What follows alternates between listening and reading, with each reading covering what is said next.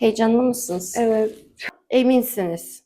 evet. 20 yıldır ben bu saçı görüyorum Evet. sonuçta. Yoruldum artık. Her zaman kendinizi böyle görüyorsunuz. Evet. Bir anda dümdüz oldu saçınız. Tabii ki farklı gelecek. Kıvırcıkları çok güzel bukle, sıkı bir kıvırcık ama maalesef müşteri çok uğraşamıyor bu saça, yani yorulmuş.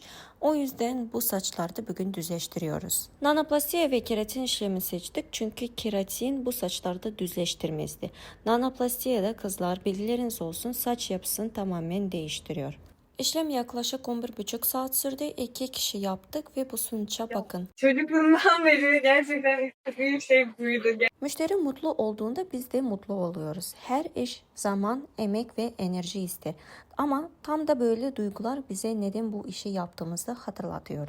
Bizim için önemli olan sadece saçları güzel yapmak değil, insanın aynaya baktığında kendini mutlu hissetmesini sağlamak. Kızlar, izlediğiniz için teşekkürler. Yorumlarınızı, like'larınızı bekliyorum.